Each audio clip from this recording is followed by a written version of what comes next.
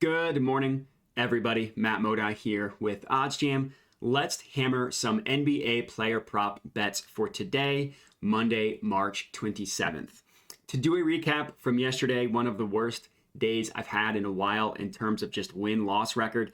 Overall, my picks went 3-8. I think I lost my first 7 picks of the day. Yesterday, it was dark. It was rough.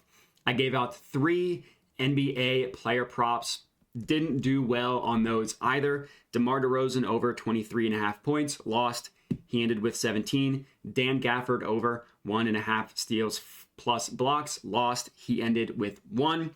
Just an overall rough day, but these things happen. If you look at my month of positive expected value betting, squarely in the green, up 4,600, but not every day is in the green as well. Lost 500 yesterday. Earlier in the month, I lost about a little over 800, close to 900 in a 2-day span, right? These things happen, but if you are sports betting with an edge, it's something that I'm confident will work out in the long run. You just have to understand that there is going to be some variance.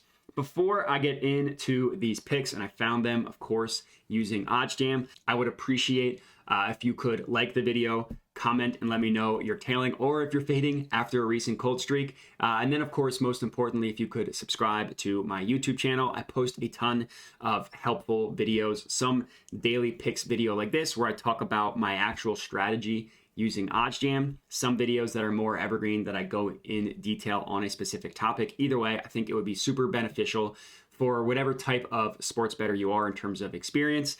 And then, of course, I also recommend hitting me up on Twitter at my Twitter handle, Jedi Modi. The link to that is in the description of the video, but not everything makes a YouTube video, so I post a bunch of helpful stuff, plus some nonsense on Twitter as well.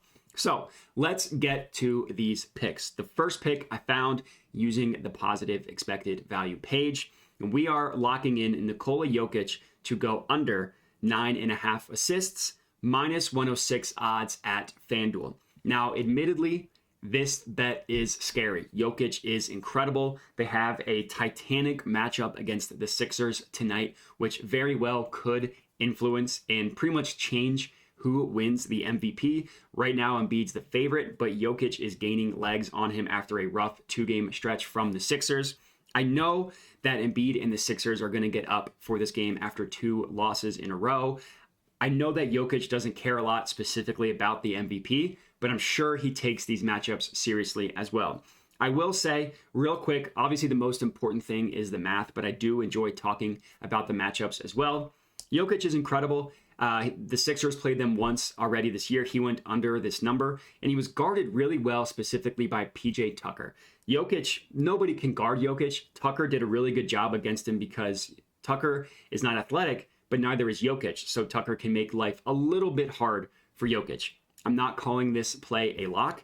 As you know, sports betting is unpredictable, so even though a play can be good from a mathematical perspective, doesn't necessarily mean it's automatically going to win.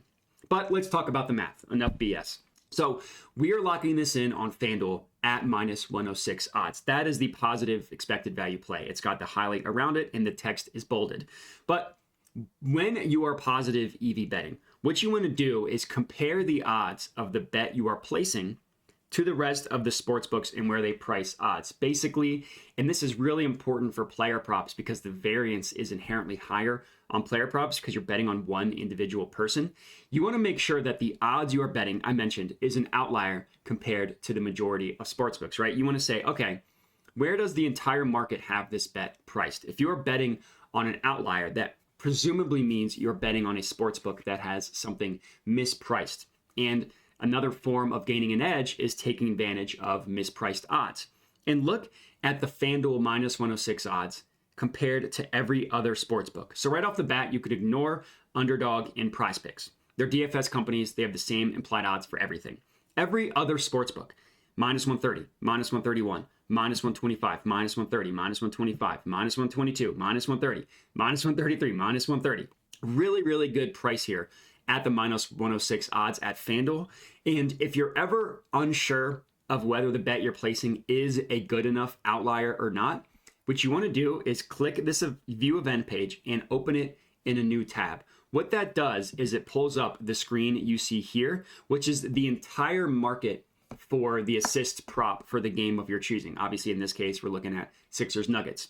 But this little button here that says show no vig odds, it does exactly what it sounds like. It removes the vig from every sportsbook that is pricing this play. And remember, we locked in Nikola Jokic under at minus 106 odds. So basically what we want to do is think about, okay, do the majority of sportsbooks that price this play have their fair odds priced below the minus 106 number, meaning more likely to occur?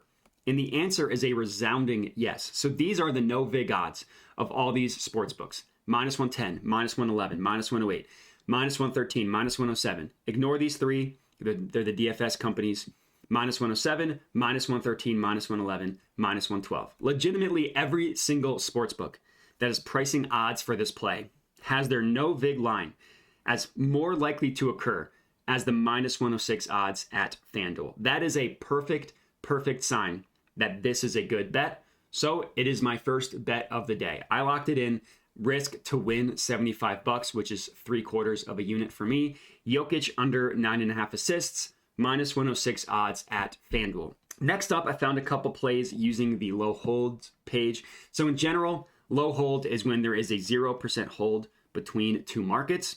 The goal of it is to take advantage of like deposit matches, play through bonuses, or if you're close to reaching another tier of a sportsbook reward system and you want to risk a certain amount of money with no chance of losing it. You just want to break even.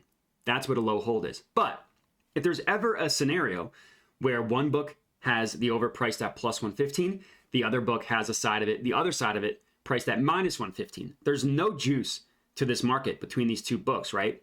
Well, if that's the case, generally the logic is that one of these sports books is going to have this play mispriced, right? The sports books don't want to have a scenario where their odds are such an outlier where you can literally bet both sides and break even. So I like to use the low holds page to find profitable bets, which is exactly what we found on this Reggie Bullock play. So play number 2, we're looking at Reggie Bullock to go over 2.5 made 3-pointers, plus 115 odds at DraftKings.